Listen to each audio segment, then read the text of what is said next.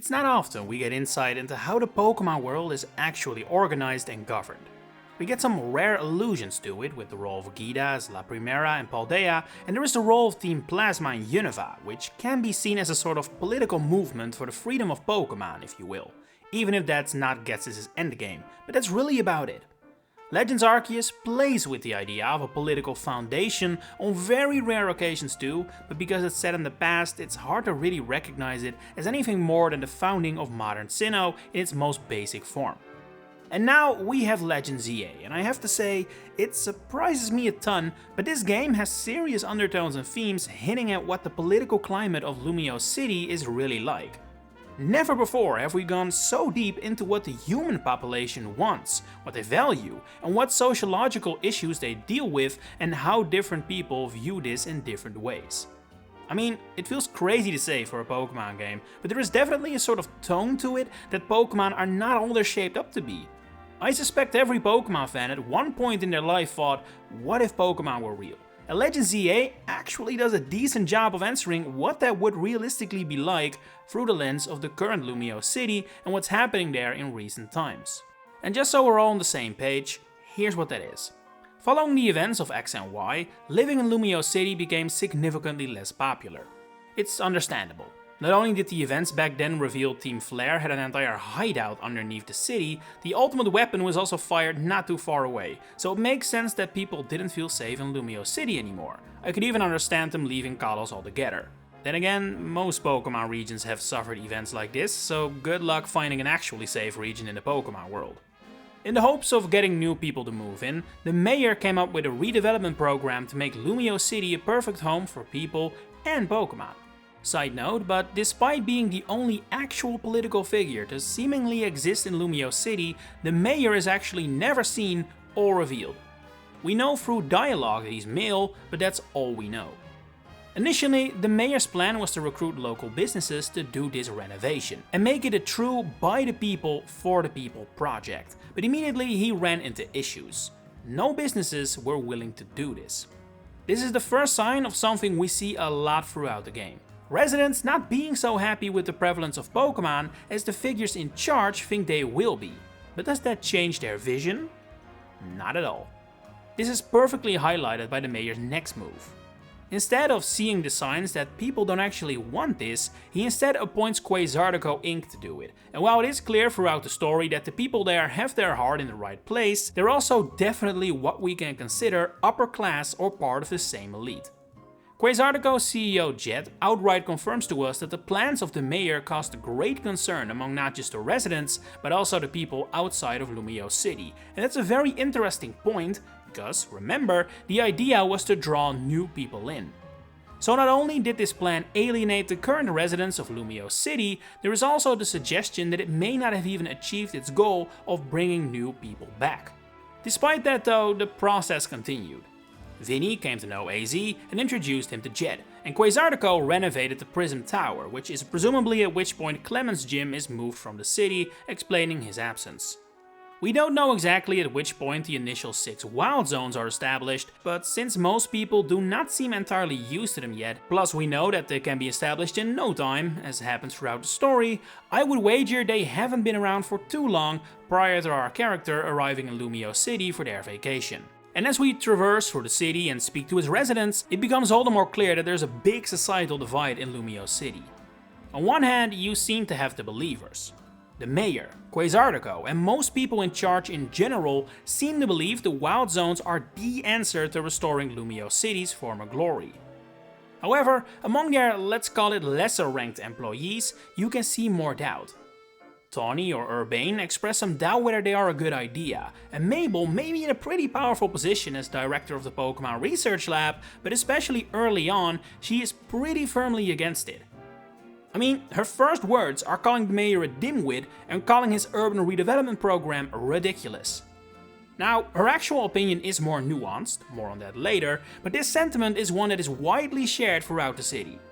Plenty of random NPCs out on the street express hesitance, annoyance and frustration at the new wild zones that have been established. I mean, there is literally one guy who wants to win the ZA Royale so he can use his wish to abolish them. That's how much some folks are against this.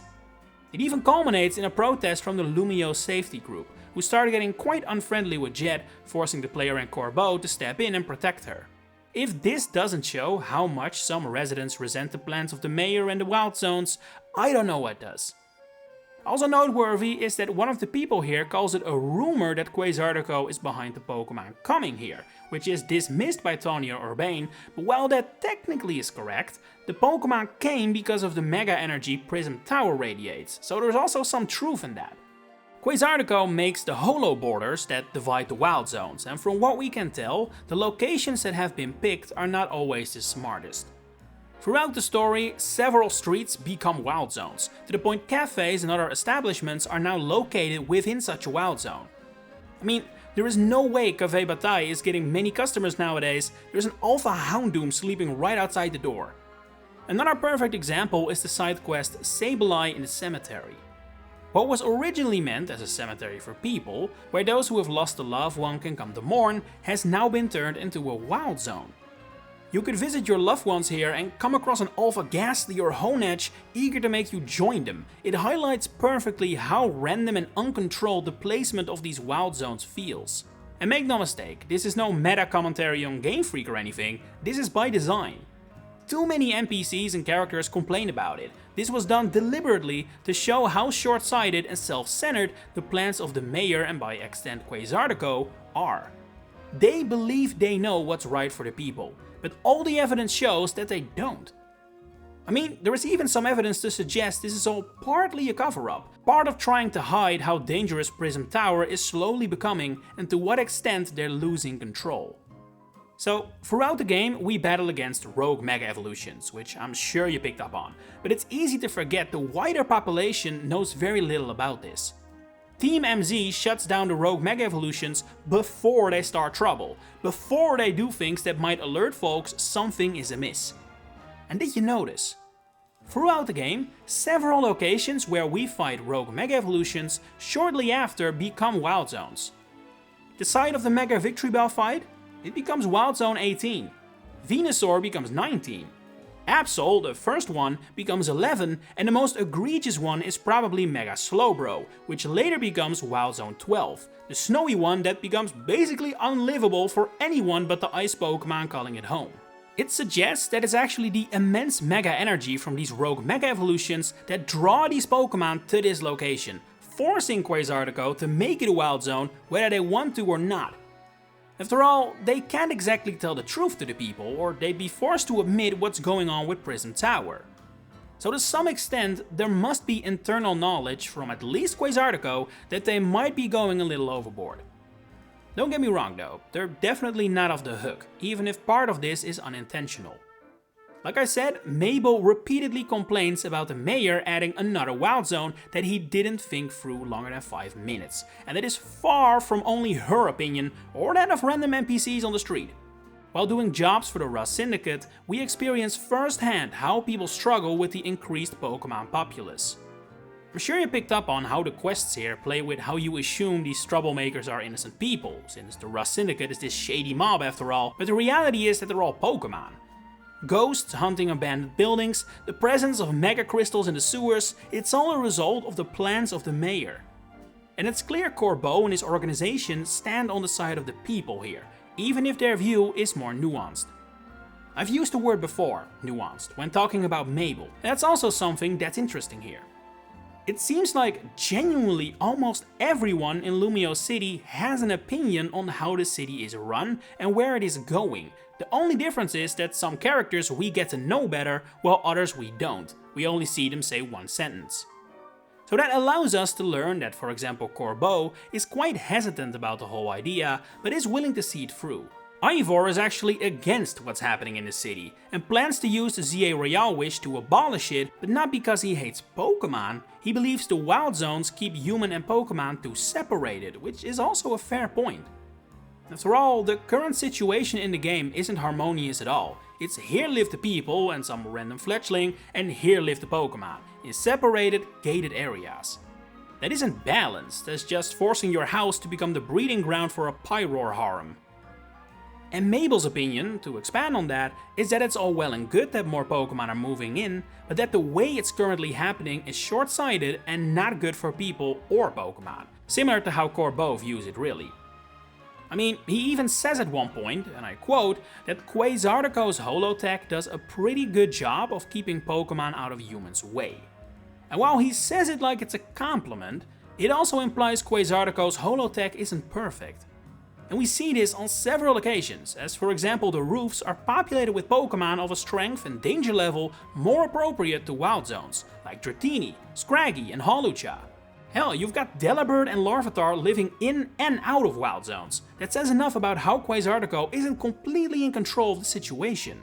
And that isn't even reflected in the Pokemon alone, it also shows in their treatment of people. We know that Lumiose City has a lot of similar problems to real-world megapoles like Paris or Tokyo or New York. The anti-homeless benches made the rounds online after being spotted in trailers, and while I'm not sure we're meant to believe that the Pokemon world is actually that cruel, I do think it shows something about Game Freak's intent to reflect also the less positive sides of living in a big city like Lumiose. From the moment she was introduced, and I mean the trailer by that, we have the struggle to pay rent, established as one of Lida's main struggles in the city. There's a side quest where we have to find an apartment for the owner of a Heliolisk, and while the quest is presented as this guy's struggle to find the perfect apartment among a wealth of beautiful options, the fact is also that if this guy has so many options, there's a lot of vacancies, and that's never a good economic sign. Grisham and Grizel of Café Nouveau are said repeatedly to help out the less fortunate a lot, which again is presented in a nice way, but it also means that Lumiose has a serious problem with poverty, otherwise there'd be no one to help. And one random NPC on the street mentions the mayor cut down prices of houses and the cost of living significantly in order to convince people not to leave. And while that at least shows some awareness of where the true problems lie from the folks at City Hall, the fact still remains that this undoubtedly plays a role in the attitude towards the wild zones. As Mabel puts it, sure, pour more money into redevelopment ideas, why don't you? And what can be considered one of the more interesting parts of all this is that throughout the game, the situation doesn't really improve, it only worsens. Only more wild zones are added, presumably further increasing the tensions in Lumiose society. The entire city is nearly destroyed again by the Eng Floette at the end of the game, and rather than use our wish to help society move forward, we just continue the ZA Royale, which I guess can be considered another draw for the city, but it's probably gonna need a little more now that a catastrophic event has happened near the city twice in 5 years, and wild Salamence, Pyroar and what else roam the streets. So then, is the situation completely hopeless?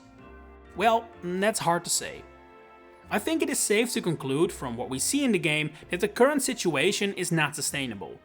The government essentially forcing these wild zones and their Pokemon on the people will not hold. In fact, you can count the amount of people in the game that actually support it on one hand. That isn't the future of Lumiose City. Instead, lessons need to be learned from the side quest Troublesome Patrons. It's a very simple quest, one I doubt you gave much thought to later, but it actually illustrates nicely how the future of Lumiose can also be. So, just to refresh your memory, in this quest we need to help the proprietor of a cafe get rid of some trubbish who have taken a liking to her establishment. All very cute and all, but their smell is driving customers away, so they gotta go. After you lead them away to a nearby trash can, the proprietor says something very important. Maybe sometimes coexisting with Pokemon means knowing the right distance to keep. It's a lesson that Lumiose City in general needs to learn, both sides of the conflict really, but mostly the mayor and Quazardico. In a way, it parallels what we also see in Legends Arceus, to the point you could make the argument this is becoming a core part of the identity of the Pokemon Legends subseries. The relationship between people and Pokemon, how they must coexist, even if Pokemon can be very dangerous and people can be very much against them. Now, obviously Hisui had this to a bit more of an extreme than Lumiose City does, but it also interestingly highlights how the same core problems are still prevalent in the Pokemon world like 100 years later. And it makes sense. The Legends games aren't afraid to also portray Pokemon as dangerous as they are, as disruptive to a human society as they are, and the political climate of Lumiose City is to an extent a logical conclusion of that. Add in some hints of inspiration from real-life megacities, gentrification and urban environmentalism, and you get the situation as it plays out in Legends EA. And that is, so far at least, the biggest insight we've ever had into Pokemon politics. What are your thoughts on these underlying themes in Legends EA? And who do you think is in the right? Share it in the comments below. If you enjoyed this video, please consider giving it a like and subscribe to the channel to stay updated on all my future Pokemon content coming up. For now, thanks for watching and enjoy the rest of your day.